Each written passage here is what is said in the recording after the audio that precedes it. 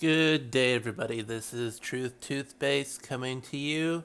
And today, the topic I wanted to discuss is actually a little bit of a travel blog. I know we're all stuck in various forms of quarantine. Actually, here I think we went into like a more limited state, like limited access, which is good. I mean, it seems like things are finally turning around here. Seems like we may have overreacted just a little bit with the complete lockdown of things.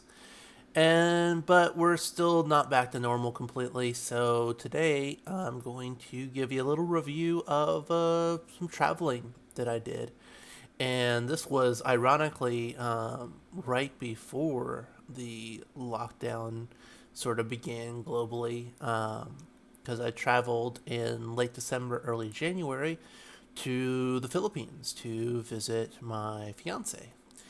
And it's not, it's not Manila and it's not Cebu, which, to be perfectly honest, I knew Manila was the capital, but wasn't really familiar with what the other big cities in the Philippines were.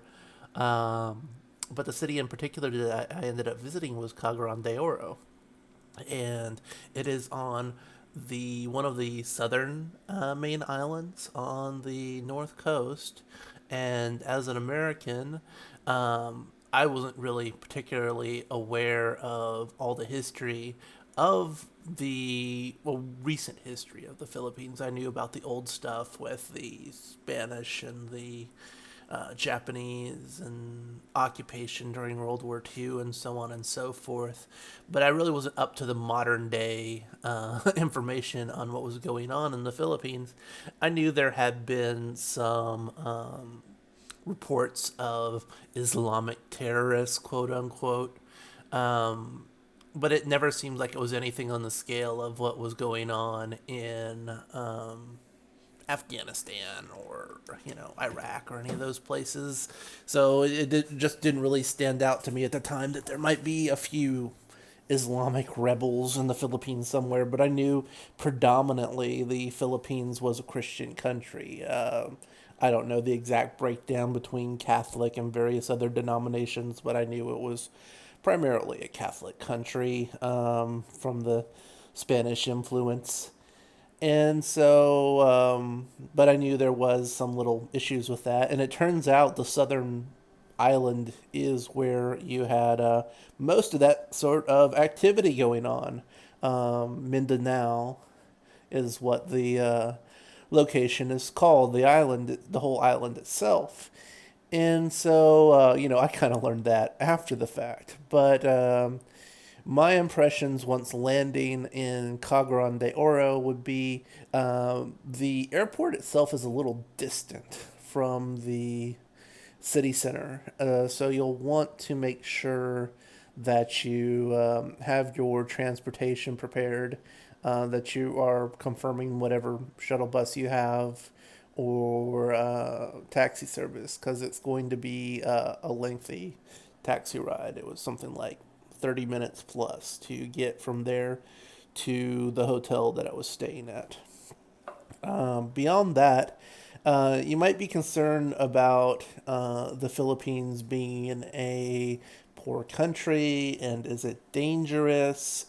Well, I mean, obviously, I wouldn't recommend that you. There's always dangerous places and things that are dangerous to do.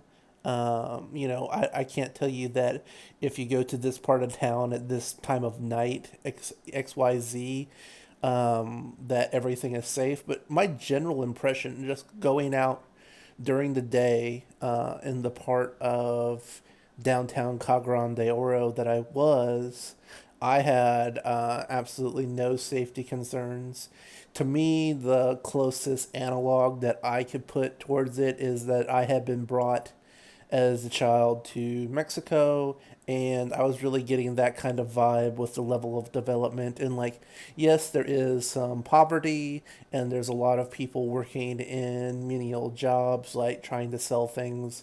on the side of the road, and a lot of the structures aren't really built to the standard that we would expect here in the United States.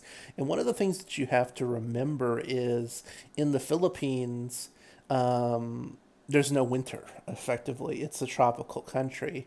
Even when I was visiting in December, the temperatures were in the mid 80s daily. So it was comfortable temperature, even approaching hot sometimes, even in what would be considered winter in the northern hemisphere.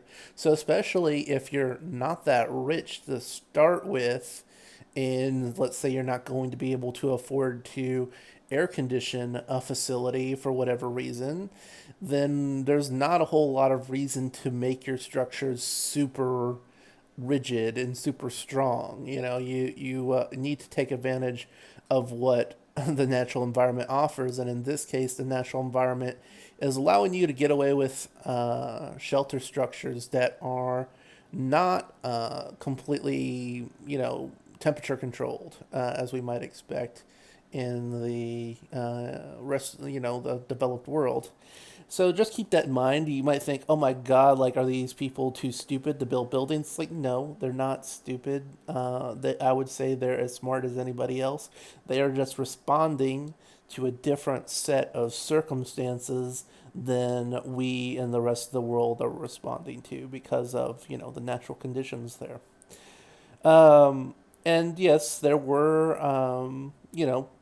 really, I was surprised that there were not that many beggars or homeless people, at least in that part of the street. There was one gentleman that was out in front of the fast food restaurant, and one day I handed him some change. And really, this isn't. I could have done the same thing in pretty much any major U.S. city that I can think of. I'm in a relatively nice suburb, and dollars to donuts, I can probably drive down the feeder access roads at any given time and probably find a few homeless people with a sign out, not threatening in any way, just looking for some spare change.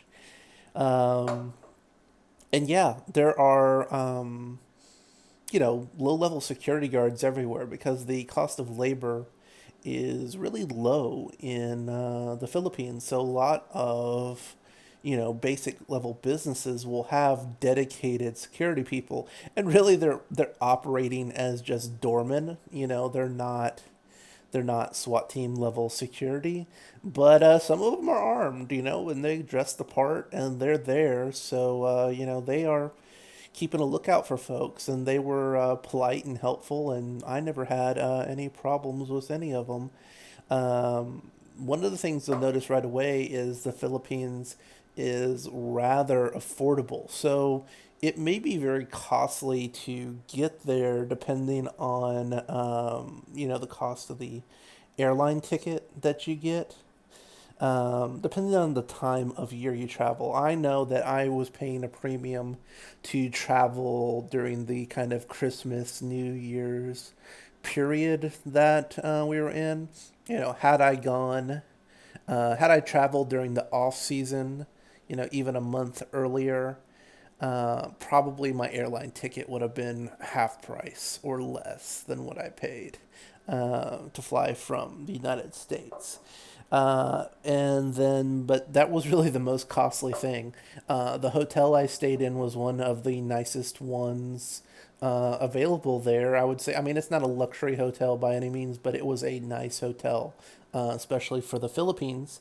And it was less than the price that you would pay for a very basic, like, Motel 6 here, is the, like, equivalent price that I paid. So for basically about $50 a day, I was staying in a air conditioned, pretty nice size hotel room with a nice flat screen television and a refrigerator, and the bed was nice and soft, and it was a queen size bed, and I even got the an extra little twin bed in the room because the price difference was marginal, and I figured, hey, I'd get another a little bit of extra space, and there was a small little dining table in there that we made extensive use of, and a little dresser drawer with nice mirror and everything. And the bathroom wasn't huge, but it was better than the hotel that I had stayed in Hong Kong in terms of size. I could get my big American butt on the toilet seat without any problems, and the shower was nice. And all in all, I the only thing that I ended up missing and ended up adding during the trip is I got a microwave and put it in the room, and left it with my in-laws there when I left, because it was nice to be able to order room service or pizza or something and then have a method to heat it up when I left. But and we're talking about all of this for a $50 a night room in a high rise hotel in a downtown area.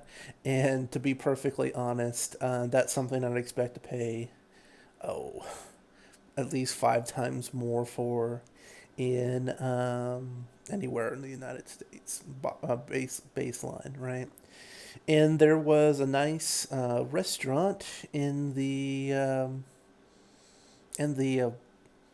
lower levels, and you could order room service from them. And we ordered service from them from a number of times, and the menu was a little limited, but they had a beef dish and a pork dish and a couple of chicken dishes and rice and a variety of vegetables and desserts available. So and there was a couple of times when we ordered and they were out of particular dishes, which was a little bit grumbly in our case.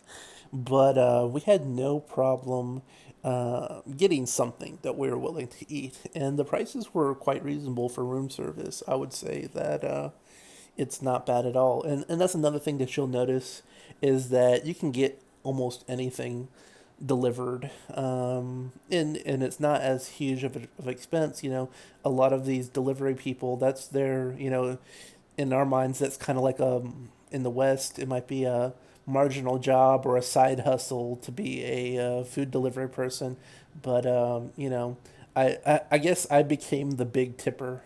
When I gave the guy the equivalent of $4 for bringing my pizza to the hotel.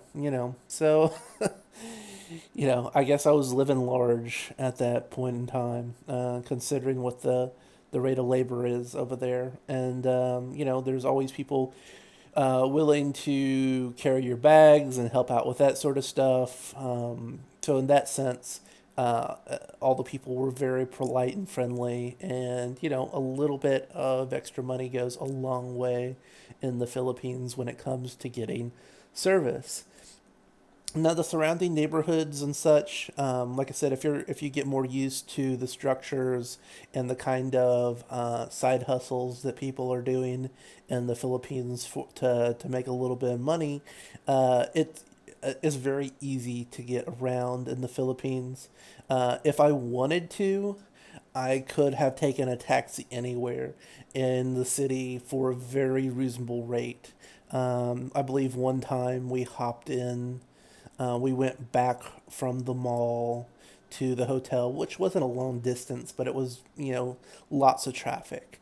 And even comparing this to something like Uber, much less a conventional taxi service in the West, we're talking just mere like a couple dollars, a few dollars to get from any point in the city you might want to another point in relatively air conditioned comfort in a car. But that's not the only way to get around in Cagayan de Oro. They also have what are called jeepneys, and jeepneys look like they are like these homegrown kind of like tractor vehicles. It's kind of like I don't know what kind of chassis, if it's built on a bus chassis, or maybe not that large, because you're able to climb in onto it from the street level pretty easily. But it's basically this kind of open air bus that you enter from the rear, and there's just two long rows of seating all the way up to the front of the vehicle. And you can ride one of these for mere cents and get taken to various key points on key routes throughout the city. And there's also this whole kind of tiered layer of transportation service in the Philippines because uh, private car ownership seems to be out of reach for the vast majority of people, that only really very rich people in the Philippines will own a car outright.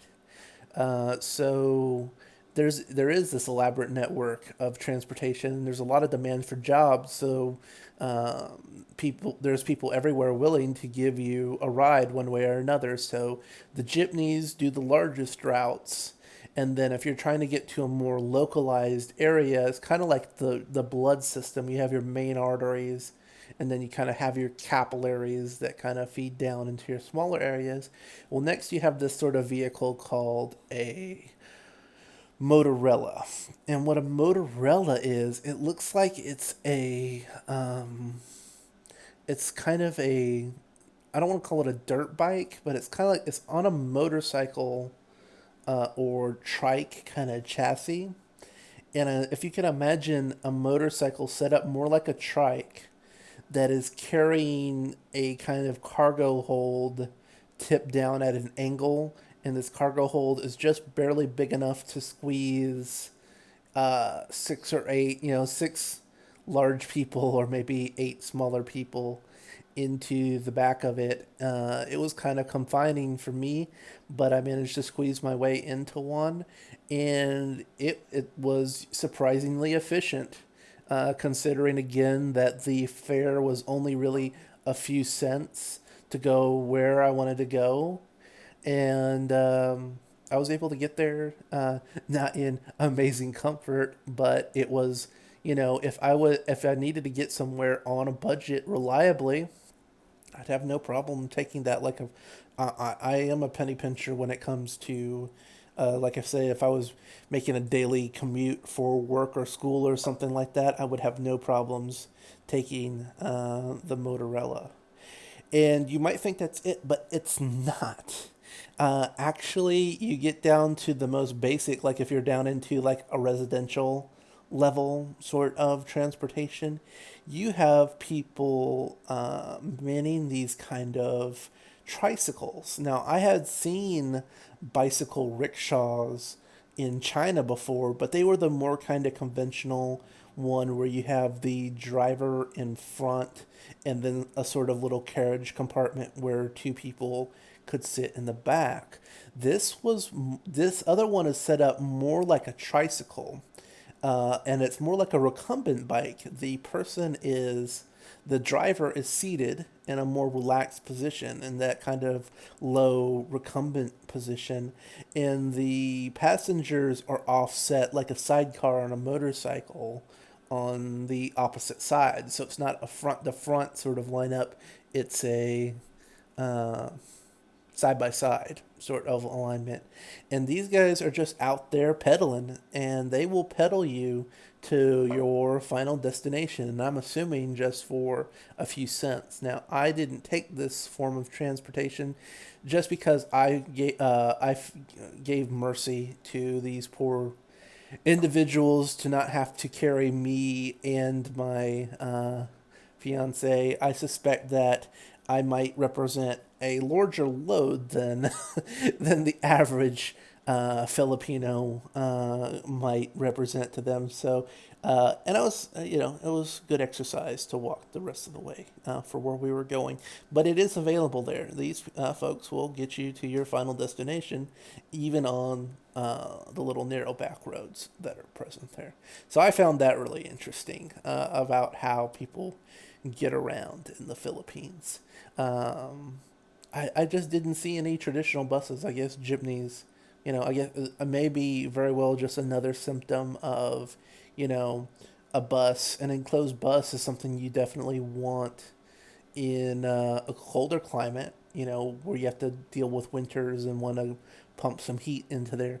But in the Philippines, they're just never going to have to do that, right?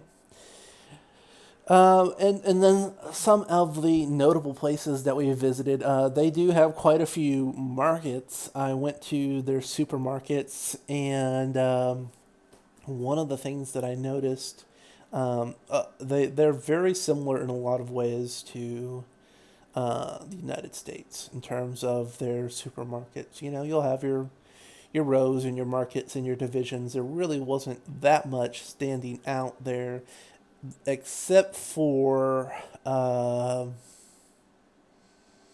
meat department, the meat and the fish department, and so on.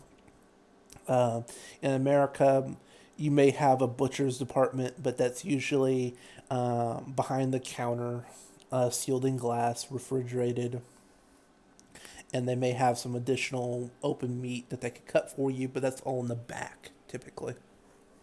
Here, they would have just like the way we would have refrigerated counters filled with the packaged meats for us. They have just rows and rows and rows of different cuts of meat already ready for people to just select what they want, and they will weigh out. Excuse me, I'm gonna take a little drink here. Been talking a while.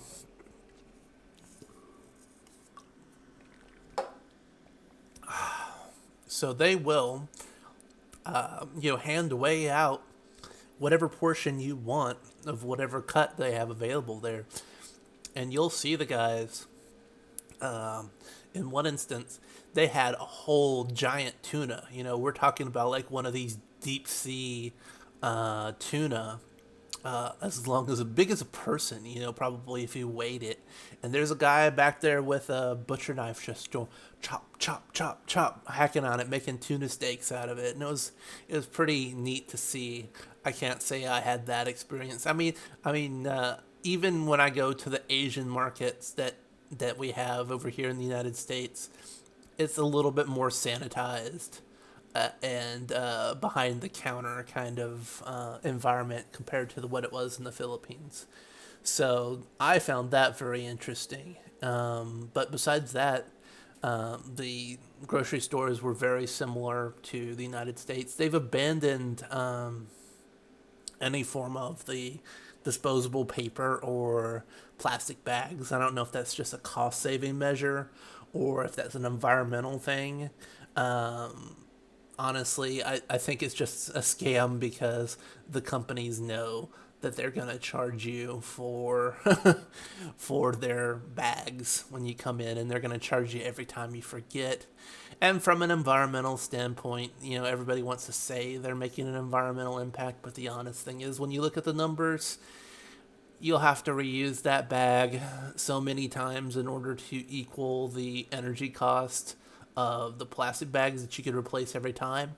And unless you're cleaning those bags properly, you're likely to get infected and sick from some form of cross contamination from carrying things so many times in them. So I think that's just sad. I still prefer the plastic bags. I think, having considered all the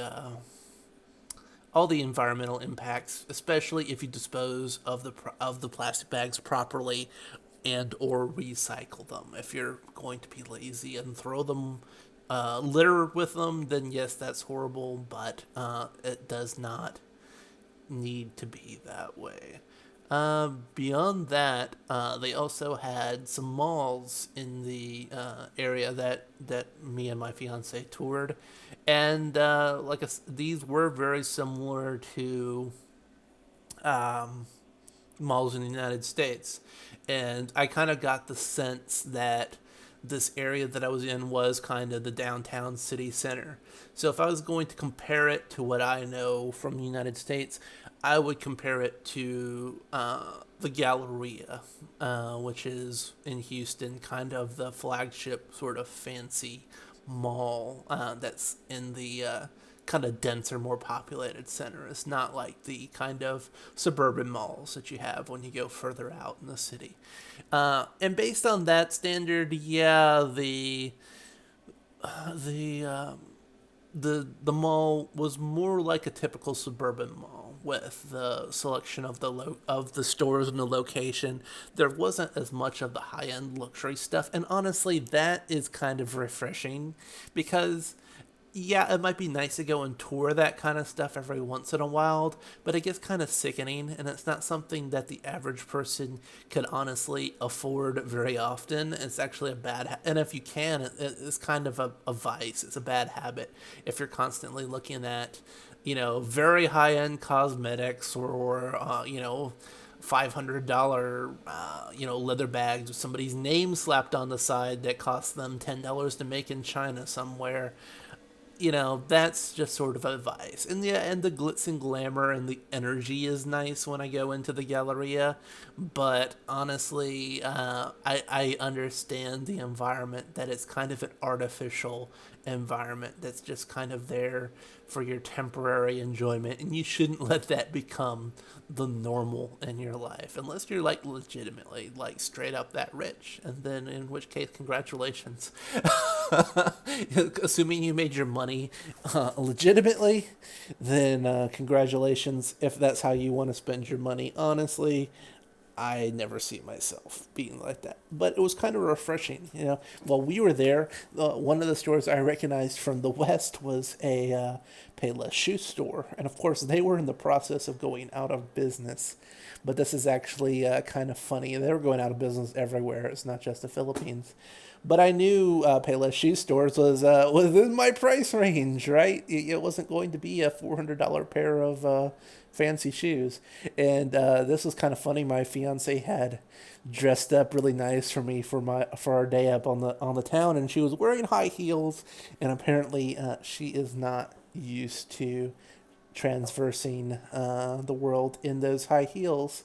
And so after we had been on a little journey so far, by the time we got to the mall, she was kind of not in the greatest shape to be continue wearing those. So we stopped in at the Payless shoe stores, and I got her some flats for, I don't know, what is it, like $20, for a decent pair of shoes.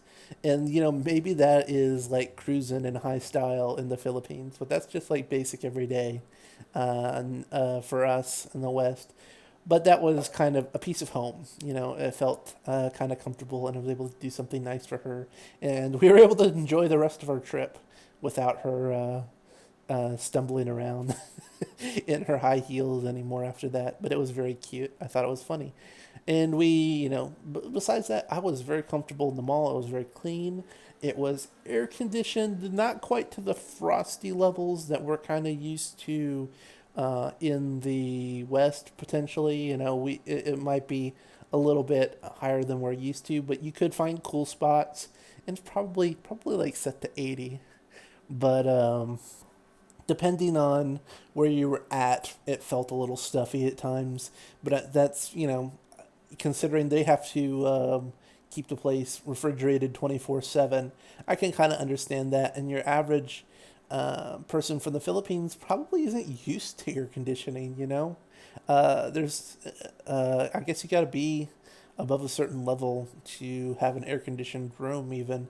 So they probably don't want to keep it too cold for their normal clients, right? They probably, and believe me, by the time I got into the air conditioning, I appreciated whatever they had, especially at certain points in my journey, right? So there was that, but there was lots of food opportunities. Let's get into the food, because the biggest food chain in the Philippines seems to be Jollibee, which is kind of, I would say, a combination knockoff of McDonald's and KFC, because they serve both hamburgers and fried chicken as their main dishes. They also offer spaghetti, which I didn't try. I'd probably be a little bit more critical of the pasta.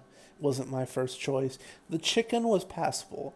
I enjoyed the chicken. The pieces were, the portions are a little bit on the small side in the Philippines, but the prices were also small. So if you wanted to order more, you could just get more without being considered you're paying way too much for what you were looking at. And there was pizza, and we had Greenwich pizza, which I would consider on par with Pizza Hut or Domino's, maybe even better than Domino's. What we ordered was on the higher price scale, but we were also getting like really big pizzas. We were getting like extra large pizzas for $13, which is, it's kind of in the American price range. But if you go to a Papa John's or a Marco's Pizza or something like that and order an extra large pizza with a lot of toppings on it, unless got some kind of coupon or promotion, you're probably paying $20 plus. And we weren't running with any coupons or anything. So, those weren't exactly Philippines prices for food, but it wasn't that bad. And I liked the quality of the pizza. The chicken was okay. The fried chicken was okay.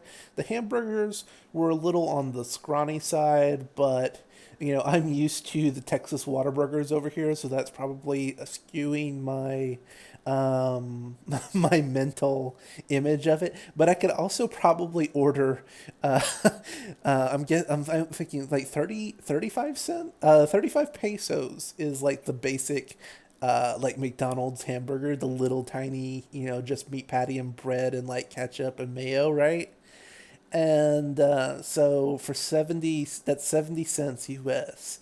So for if you just go in and buy a hamburger menu price, if you're going into you're paying what, $3 minimum, bare minimum, right?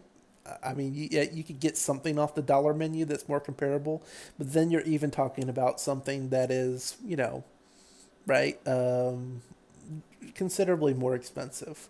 So, I mean, if like I said, if you need more, just be prepared to double up what you order if that's your case. But it's there and it's passable and it's very much like McDonald's in the United States, where you can count on the consistency of the product, and it's everywhere. It's like pretty much on any corner you look at, you could get a Jollibee burger and know what you're getting. You know, you're not going to get food poisoning from it like it's an understaffed food cart or something like that.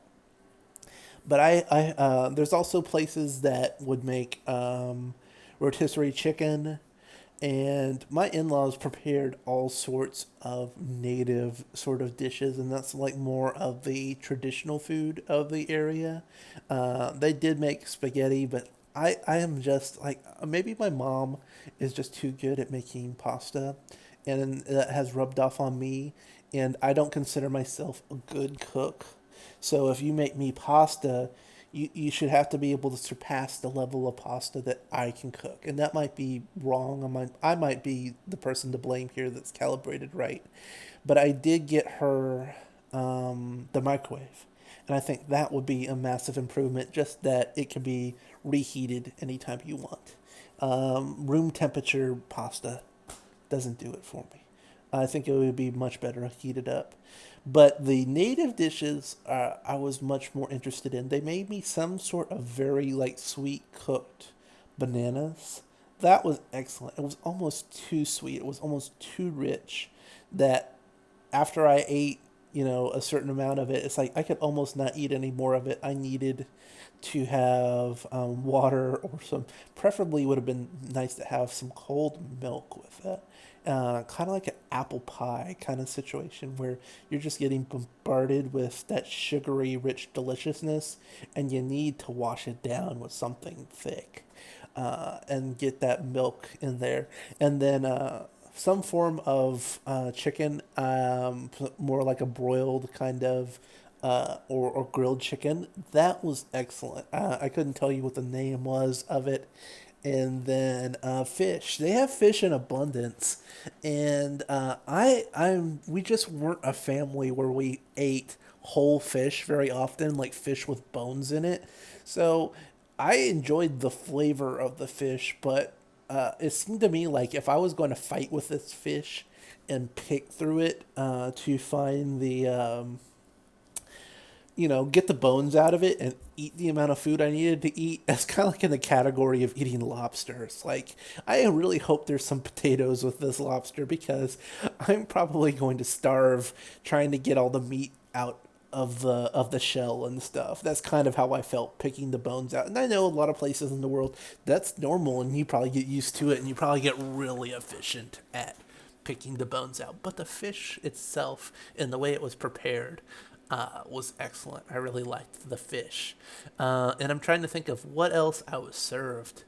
Um, we had rice in abundance. Rice is the staple food in the Philippines, and it's probably going to be served with every meal. Like you know how I was talking about their McDonald's clones. You can get a side of rice, a little single portion rice with your combo meal.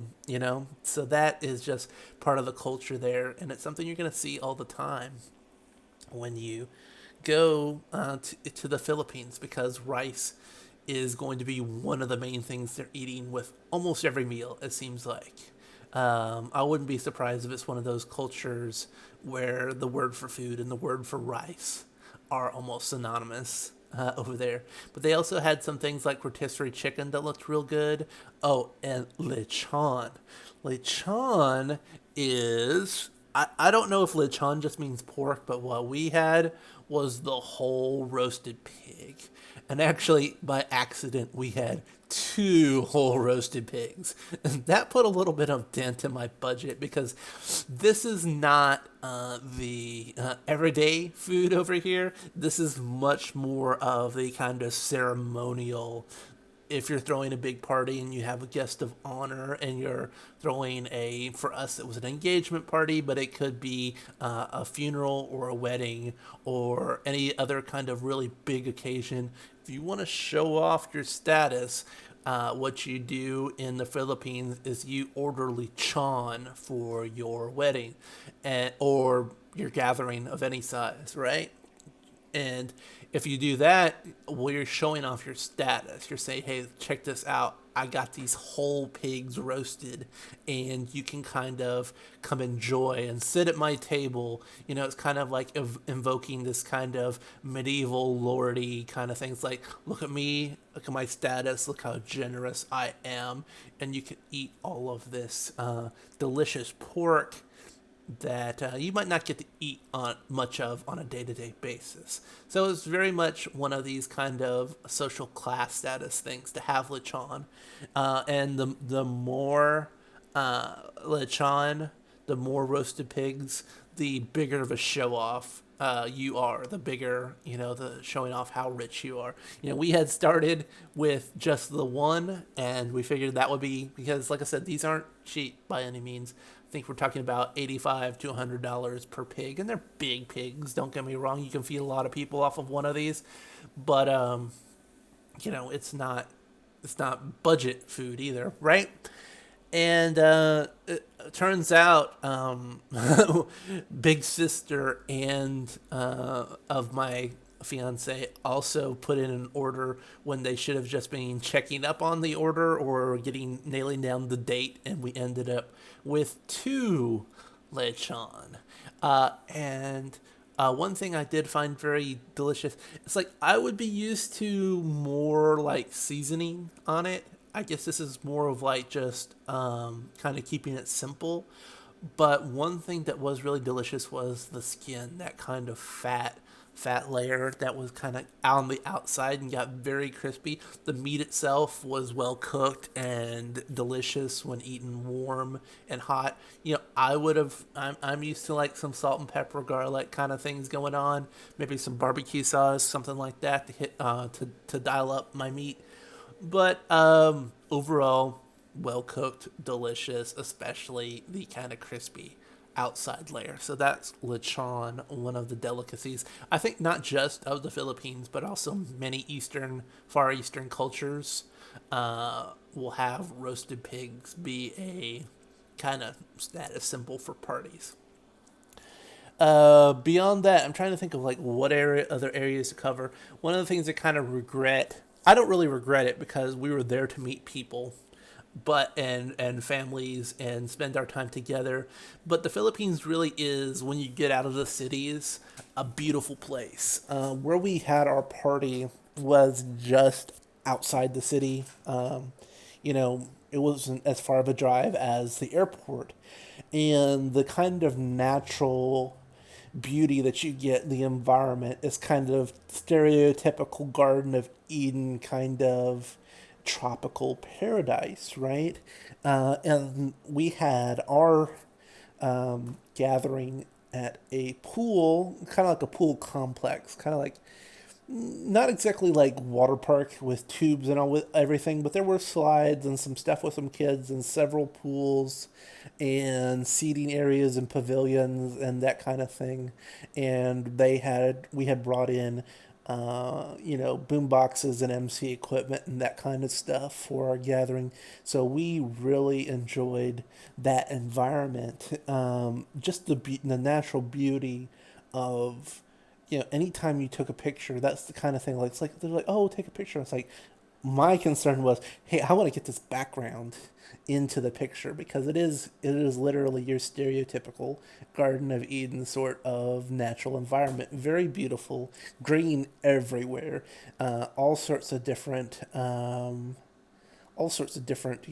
just ferns and different plants and exotic looking things. But it was very green, very beautiful, very natural. So just as soon as you get out of the city centers, you can see the natural beauty immediately start to take over. And that's really one of the reasons I'd say most people go to the Philippines. And if I had more time, and more effort, that's probably what I would spend time doing, is going to natural locations in the Philippines and just enjoying the natural beauty. There's so much varied topography.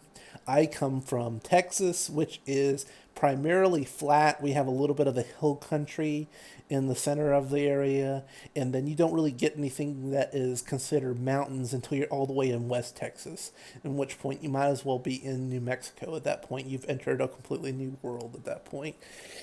But the Philippines is very mountainous, and what you'll see is just this radical contrast between the sea and the mountains that you don't really get most places in the United States. Maybe you would get that in California in a few places. I'm not really certain because I haven't been to California myself.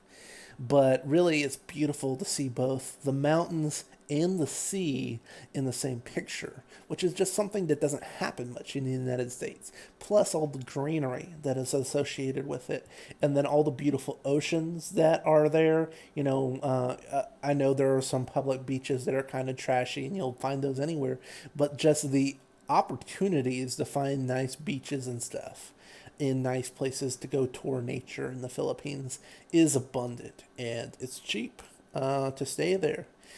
One other thing I wanted to touch on before we end up here is the history of the Philippines. And I am kind of a history nerd. And of course, the part of Philippine history that most relates to the United States would be the Spanish American War, which is when the Philippines fell out of Spanish control and became an American zone of influence, you could kind of say. And then World War II, where the Japanese invaded the Philippines. The United States was famously driven out of the Philippines by the Japanese during World War II, and Douglas MacArthur made his famous claim that he would return to the Philippines. And it turns out in this southern island, this was one of the final locations where Douglas MacArthur visited before he had to make his hasty retreat out of the Philippines to continue to fight elsewhere in the Pacific. And there were a couple locations there in Cagayan de Oro dedicated to not only Douglas MacArthur, but also the Filipinos that fought and resisted the Japanese invasion throughout the war. And, the Japanese were a particularly brutal foe, even though they claimed to be liberating, various East Asian countries from, uh, Western imperialism, in air quotes. The sort of atrocities you would find from the Japanese military of the time were quite atrocious. to put it bluntly, right? That there were a lot of, the Bataan Death March, although that was a different location that I believe was on the northern island, closer to Manila. And then, but the fighting was brutal. Even though the United States did invade the Philippines by the end of the war was over. We bypassed large armies in the Philippines, Japanese armies in the Philippines, and just isolated them because um, the topography, the hills and the mountains and such, just made it extremely difficult to dug in enemy armies out of those positions. So there is going to be historical opportunities all throughout the Philippines to see battle sites. A lot of the biggest naval battles in human history involving battleships and aircraft carriers occurred near the Philippines. The names kind of escape me at the moment, but there was this one particular battle where the Japanese successfully tricked the admiral in charge and leaving his main carrier and battleship force to chase a distraction. And the Japanese came in with one of the largest battleships, actually the largest battleship ever constructed, the Yamato, with its 18-inch guns, and a flotilla of other battleships. And they came across the scrawny leftovers of the American naval forces that were there supporting the invasions. And these were escort carriers, and escort carriers are basically cargo ships, modified cargo ships that have a deck put across the top of them that might carry a dozen or so aircraft, and destroyers, which are usually destroyers and destroyer escorts, which are usually the smallest ocean-going portion of the fleet. They have guns on them, but their guns that they have on them aren't much bigger than the guns you have on the average tank, right? So on one side, you've got a squadron of battleships and heavy cruisers, and they had all of their light cruisers and destroyer escorts jumping the small force of American destroyers and escort carriers, and the Americans counterattacked with such force that the Japanese believed that they had engaged the main force of the Americans. When they saw a destroyer at a distance looking through their periscopes, they thought they were fighting a larger vessel, because they assumed, well, they know what we are, so if they're brave enough to attack us, this destroyer must be a cruiser, and this escort carrier must be a fleet carrier. We're engaging the main force. They didn't realize until later on in the battle that they had only engaged the leftover forces left to support the transports, and that if they had pressed their hand, they would have been more successful. But they were scared off by the vicious charge of the Americans. The destroyers and the destroyer escorts ignored all the damage that they were taking, and they continued to fire their guns until they were out of ammunition. There were this story of this one particular vessel that fired all of its armor-piercing ammunition, and was what you'd want to fire at a heavily armored battleship. And then they fired all of their high explosive ammunition, which is their next choice, because that's usually what you want to throw at smaller ships with thinner armor. And then they ran out of that, and they had to shoot their anti-aircraft rounds, and these are just kind of rounds that would burst into like shotgun style patterns, and it's really not ideal for shooting at ships at all. And then at the end of that, they ran out of their anti-aircraft shells. They resorted to shooting their starlight flares. These were shells that were designed to be shot up in the air at night in night engagements to light up the sky, so that you could illuminate your enemy to get a better shot of them. They were shooting these shells onto the decks of the Japanese, and it had this kind of unintuitive effect that if you hit the deck with one of these flares, it was this burning phosphorus, and it was actually kind of effective at clearing out the decks of the Japanese. And they went in with their torpedo rounds. The basic, but the long story short, this kind of David versus Goliath battle ended up favoring the Americans. They lost some of their destroyers and destroyer escorts, and I believe one of the escort carriers eventually sunk. But they took out very many battleships and heavy cruisers and damaged them in the battle, and they forced them to retreat. But basically, if you are interested in military history, you're going to find places like this throughout the Philippines where you can discover World War II history just because of the amount of battles that went on there. I believe that last battle that I described was Leyte Gulf, is that one. Uh, there's also Surigao Strait, which was the largest battleship fight in mankind's history, I believe. Traditional gun battle. So if you're into military history stuff, that kind of stuff is going to be out there too.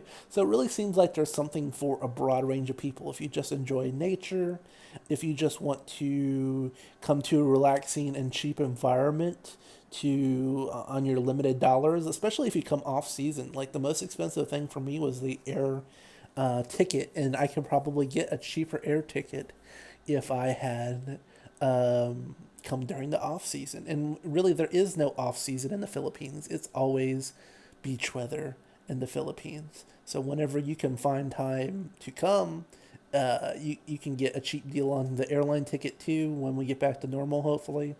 And just enjoy the low cost of living and the low cost of hotels and the cheap food. And I'm assuming, when the party goers were asking for beer, beer was pretty cheap too. So if you're into that kind of stuff, I'm sure you'll be able to find that as well. So between that and the natural beauty and just the general friendliness and safety of the cities, once you get past the kind of rough facade of the place, I felt pretty comfortable. I did not, I didn't go wandering around dark corners at night either, but, I did not feel uncomfortable at all going around during daylight hours, interacting with people, and lots of people were friendly. But that's the Philippines. That's my experience going through the Philippines. And, hopefully this gives you sort of an idea. Maybe if it wasn't on your list, you will consider Cagayan de Oro or some other locations in the Philippines for one of your vacations in the future. This is Truth Toothpaste signing off. Bye.